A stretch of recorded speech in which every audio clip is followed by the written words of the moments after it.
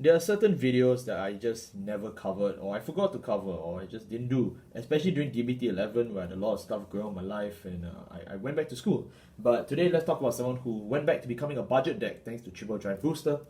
It's Tamayura in DivineZ. Hey, what's going on, guys? I'm Rizal4 here. Today I am back to cover Tamayura, and this time we're going to talk about the form I actually completely forgot to cover. It is O Wisp Tamayura in DivineZ. This is the one card Tamayura actually got in DBT 11, which is Clash of the Heroes. And because it was only one card, and frankly I just wasn't feeling up to it, I just never covered this deck. But now I'm going to cover it, especially since we actually got new changes with DivineZ and the new 54. But I'm feeling very lonely of talking about DivineZ over and over and over again by myself. So today we have Fade of Off. I love Triple Drive Booster. So this entire deck has been reprinted in Triple Drive Booster, except for only a few of the cards you see. Except for O Wisp Tamayura and the Tamayura right line, the entire deck has been reprinted in this set alone. And you can tell just by looking at the serial number. Yes. Right around there. Yep. So it's actually very cheap. I think you can build this deck for less than 4,000 yen. It's really effective and really strong. And I think this deck actually does have a chance, especially when they eventually get a new promo, right? For Cray Cross Epic. They'll eventually do one, and then we will get a superior right for O Wisp Tamayura. So stay tuned. I think by the recording of this video, that card may not be revealed yet, but we have knowledge you don't. We are leakers.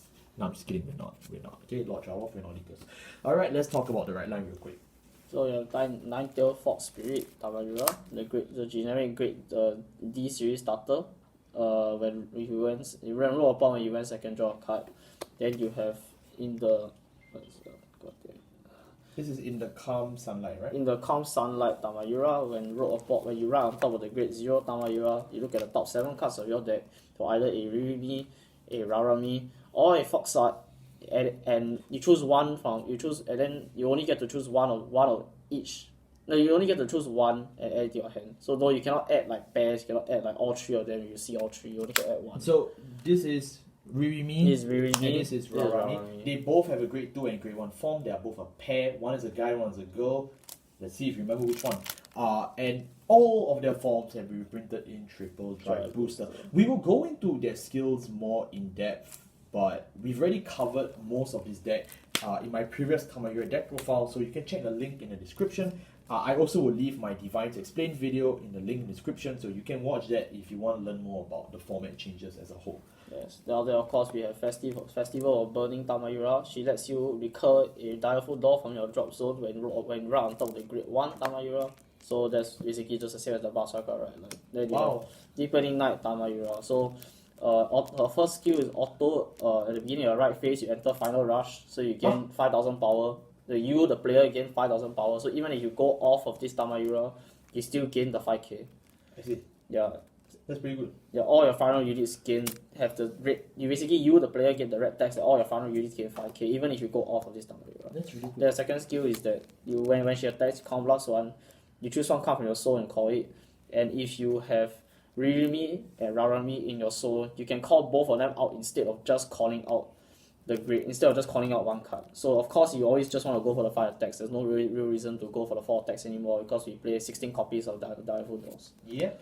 Yes. Moving on to our grade 3s. We play 4 copies of O Wisp Tamayura, which is our new cross right. Then we play 1 copy of Deepening Night Tamayura in the right deck, and then we play 2 copies of the grade 3 Fox art, which is Scarlet of Fluttering Event Send Life. And the thing is that we only played this Fox art, correct? Like there are other Fox arts, we just chose to only because the problem with the Blitz Order is that it's a bit clunky to use because it's also a Soul Blast 2. That's why we didn't play the Blitz Order. But then also the Blitz Order is not reprinted in Festival Booster for some reason. Yeah, but it was a tournament promo, so it's still very affordable. Yes. This is of course from the right deck, so we've already covered it. Yeah. So then we have the grade 3 Fox art, which states that you can play it if your Vanguard is Tamayura and you pay the cost of Soul Blast 2 to play it. So you just choose up to 1 card each of Ririmi and Rarami from your soul or your drop zone and call it. So basically the play is that you just, for the cost of this, you just Soul Blast the 2 Direful Doors that you want to call and then you just call them out. Yep. From drop. Yeah. So basically the cost is basically free. Yep. Pretty much. Yeah. Just So it's a good. very, very good fox art. You Just always so want to good. make sure that you have it on turn 3. If not, then at least turn 4. Okay.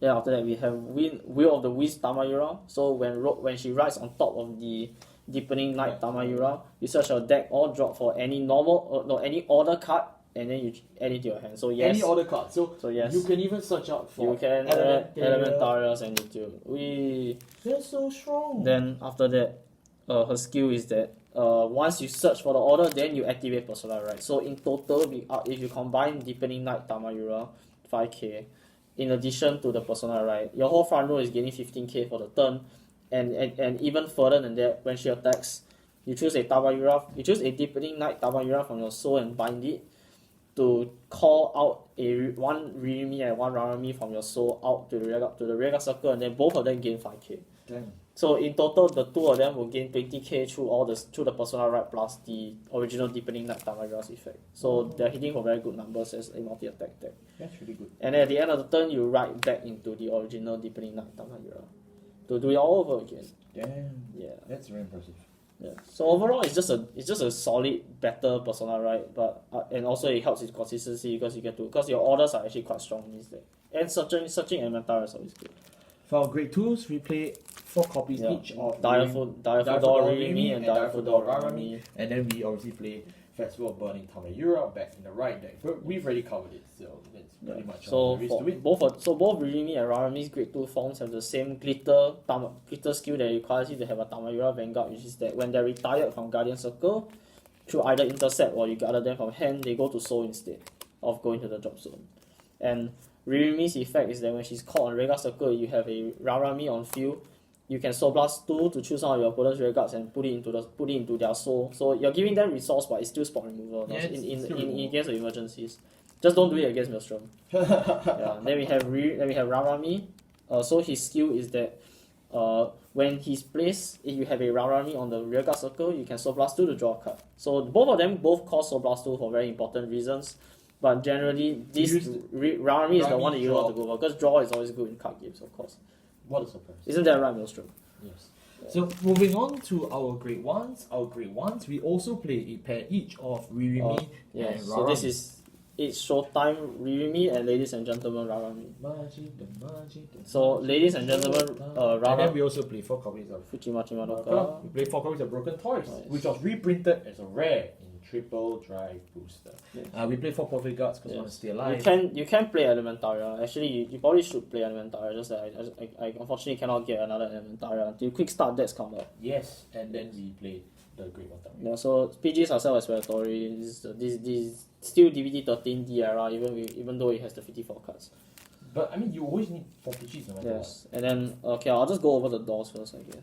So, ladies and gentlemen, Rarami states her non-glitter effect is that when she's soul blasted, or you can Color Blast 1 to call her back to a back row Rearguard Circle. So basically, she just acts as like what was that? She basically like I forgot. There was one Pale Moon card that also did this same skill, but never mind, it's fine. I forgot the name. So basically, she just calls herself back out as an AK booster, and her glitter skill that requires you to have a Tamayura Vanguard is that when at the end of the battle that she boosts a Ririmi, which is a mandatory effect that you choose the entire column, you put it into your soul, and then you choose one of your other rearguards and you give it 5. You choose one of your other units and give it 5k. So because this is a grade 1, you can actually call out a column of the 2 grade 1s on turn 1 or turn 2, and then you give your Vanguard 5. You want to make better magic number. That's not bad. Yeah. So it's generally just there to make better magic number, because otherwise your columns are only hitting for 18 and it's a bit sad. Then we have it's Showtime Ririmi, which has the same skill, the same non-glitter skill of you when she's so blasted out, you can't blast 1 to call her out.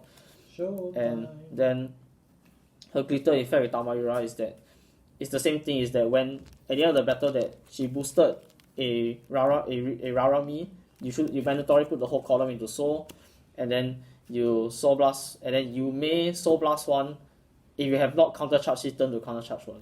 Damn. So basically, she's just, because both of these are very CB intensive to call them out for the soul blast, because what you do is that you use Rarami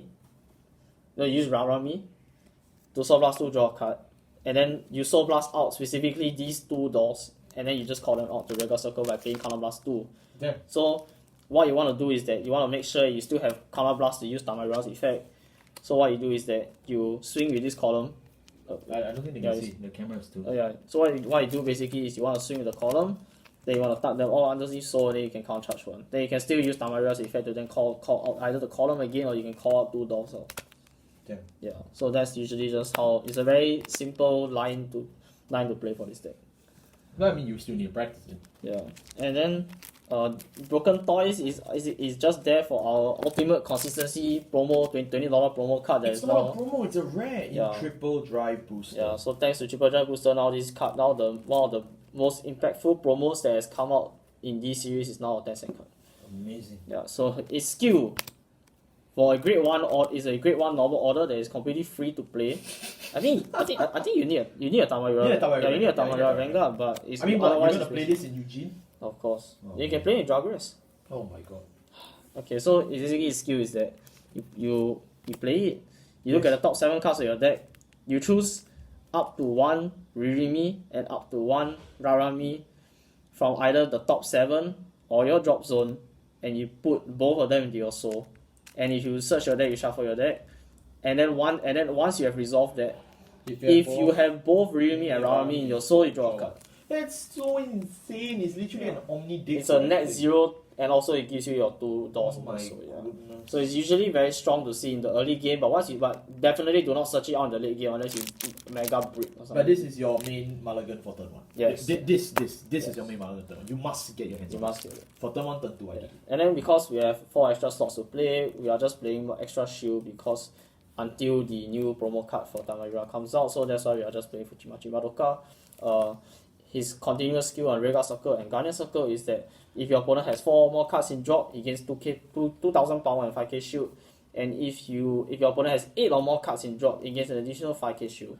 So it's just displaying another 4 extra 15k shields in your deck to survive out the very long and very drawn out DivineZ games. So like I mentioned in my DivineZ Explained video, which are links in the description, this is basically what we turn our extra 4 slots to, which is for defense. You can choose to play stuff like Folktale for additional searching. I think it's fine, but realistically speaking, it's really up to you. Either option you go is fine, and Folktale is reprinted in triple drive booster. So no matter what, your wallet will always thank you from the bottom of its heart.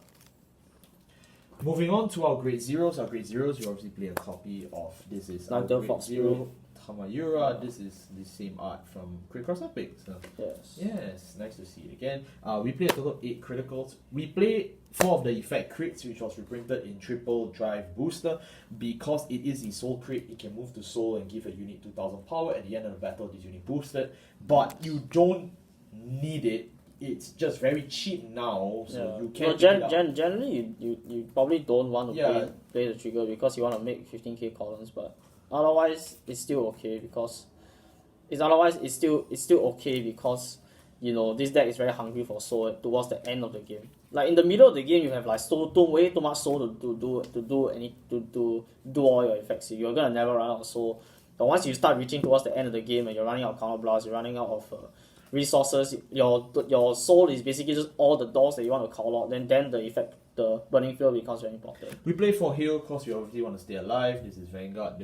We play Drop Veda as an OT. Drop Veda as an OT works really well with the original Deepening Knight Tamayura because her call skills is actually not once per turn. So you can pay the cost again when she restands for a second attack, if I'm not mistaken, and then you can do it again if you have the cards in soul.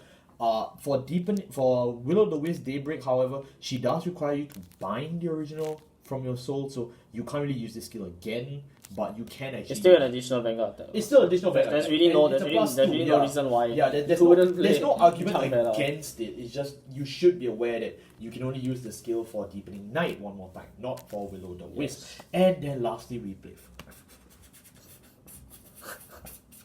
women. We play women, and this was also reprinted in triple drive. I don't think this counts as a reprint anymore. Yeah, I mean, it has a base rarity. I don't think this is a. It has a base rarity. Yeah, the base rarity version. It has a base rarity. It's like 300 yen, so like you should be able to afford it. But what have I done? What have you done? Mainly is because. What have we done? No, mainly is because this deck now has 54 cards.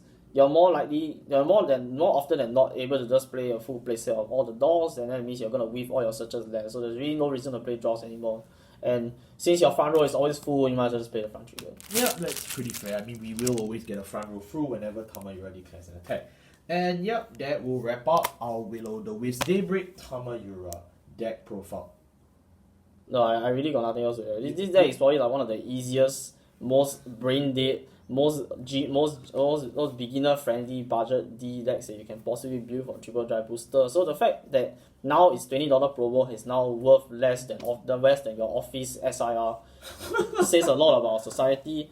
And I just think that if you really ever wanted to play Dragon Empire but you feel very scared about putting 3 cards on one Vanguard circle, or you are very scared of restanding a Vanguard column, then you can always just play Tamayura, which plays more like Spark Brothers and actual Bruce. You mean Pale Moon? No. No? No. You sure about that? Yes, I'm very sure. Yes, I'm very sure. Yeah, you can just you see, the dolls are dark states. So surely that means you can play Chrono Dren as your starter, which means you can strike the generation. Please get the fuck out. Thank you all so much for watching. I'll see you next time. If you want to see more DivineZ videos, we are still doing a few more DivineZ videos, but I do intend to also talk about V, especially when we go in for a bit of a lull period later on. But other than that, thank you all so much for watching. I'll see you next time. And thank you Fate of 4 for joining us this year. Merry Christmas. No, this video is like gonna be released in January, mate. That's right. Merry Christmas. Alright.